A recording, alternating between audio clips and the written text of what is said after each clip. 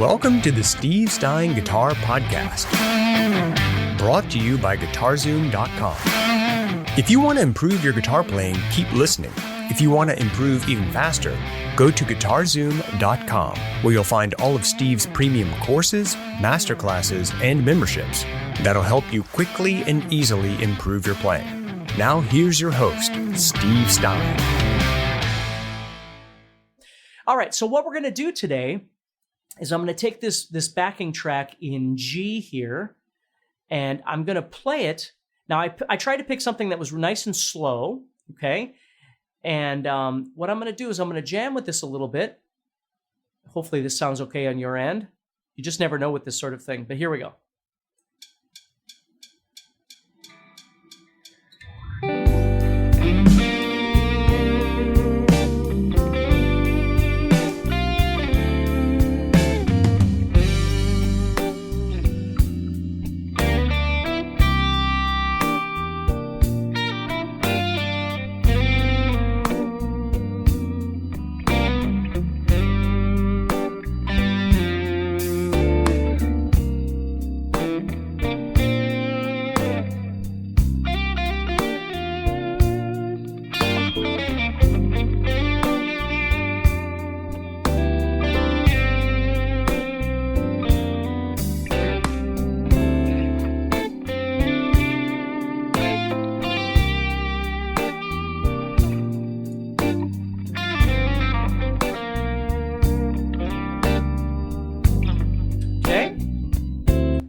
Now, again, I'm not trying to make it all complex and difficult. I'm just trying to show you how you can use some of those various techniques in your playing, right? So as I'm listening to this track, I've got a G,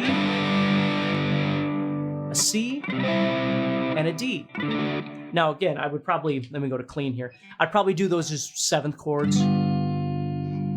Maybe that ninth that we talked about, right? In the sharp nine that we did a few days ago. And again, if you missed that, you can. I'll try and have the links available in the description so you can go back and watch one of those. But so what I'm doing is I'm trying to make a connection both rhythmically and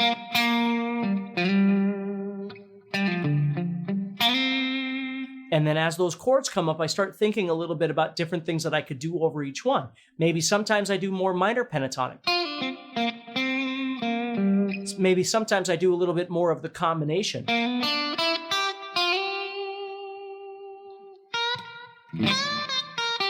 And then always thinking about those techniques that we've talked about, hammer-ons and pull-offs and bending and vibrato and all these different things.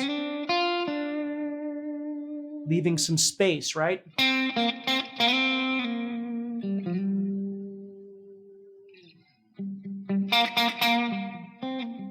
Never forget about dynamics. Like that's one of my favorite things is playing really quiet.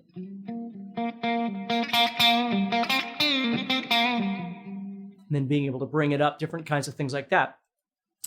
So I'm gonna make sure that you have access to this backing track, and then you can kind of play over it. But think about the things that we've talked about over the last 5 days.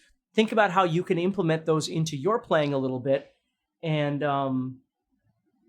see how it works for you. Obviously, you can comment and let me know what you think, and if it's helping you at all. And I know I'm running through some of this stuff kind of fast because we only have so much time together, but always remember, I've got all kinds of different videos available on YouTube to try and help you. And if you really just need some serious help putting things together in a chronological order of study, so it all kind of makes more sense in your head, that's what guitar courses are for. That's what Play Blues Guitar for Life is all about. And again, the link is in the description.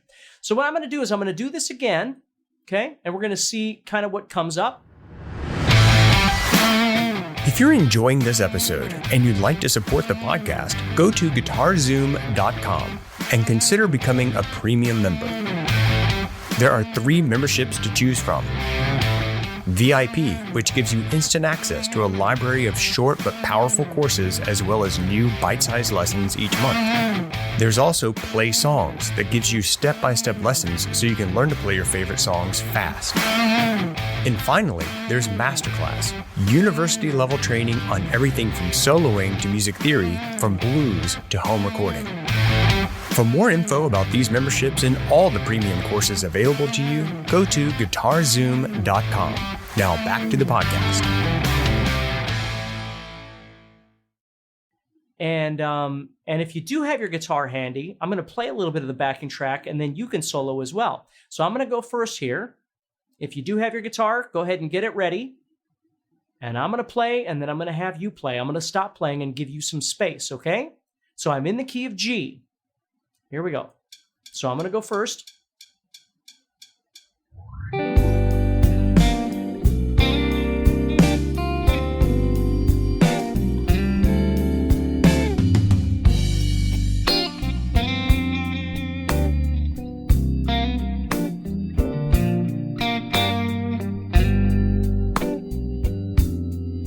Keeping it nice and easy.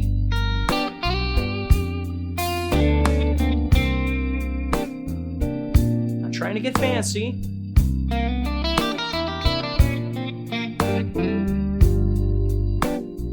going to give you the next 12 that comes up, okay?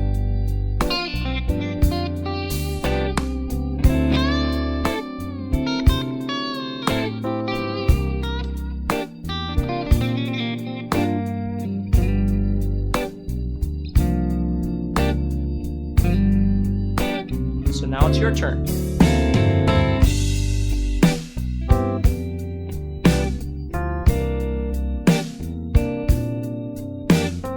Think about your rhythm. Think about your phrasing. Add some major minor together. Maybe use some repetition in there. You can do.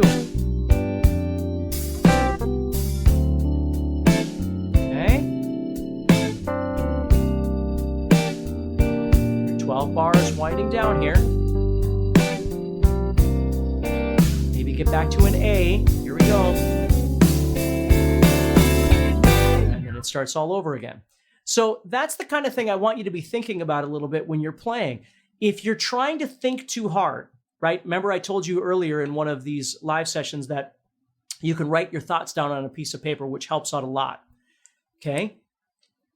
But sometimes some of these particular techniques, you just need to spend some real quality time with them. You shut the jam track off or the backing track, and you just practice over and over and over, and then bring that backing track back in and try some of the things you've been working on and see what you can do. So anyway, hopefully this helps you a little bit. Again, I never like to waste people's time. I know you're busy, and I'm just very thankful that you're here with me. And if this guitar course seems like something you might be able to benefit from, please do me a favor and check it out in the description. And I want you to have a wonderful day. And thank you again. Thank you so much for taking time out over these last few days and hanging out with me. And as soon as you get a chance, go try this stuff out. See what you can do with it. All right? So take care, stay positive, and I'll talk to you soon. Next time on the Steve Stine Guitar Podcast. So for me, vibrato is one of the greatest things that you could possibly do on this instrument because it is a very human sounding element. So as I'm playing, if I just do something like this,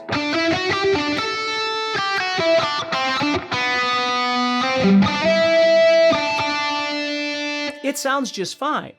But if I can start learning how to add more of this,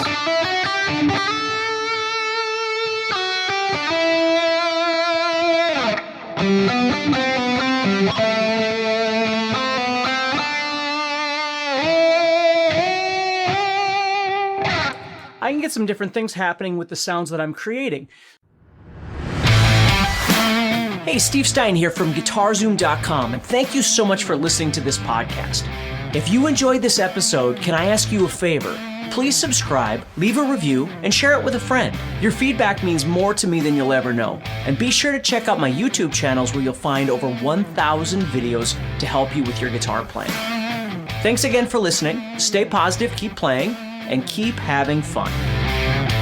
If you'd like some help with your guitar playing but you're not sure how to get started, go to GuitarZoom.com and look for the Help Me Choose survey. By answering a few simple questions, you'll get Steve's personal recommendation of the perfect course for you.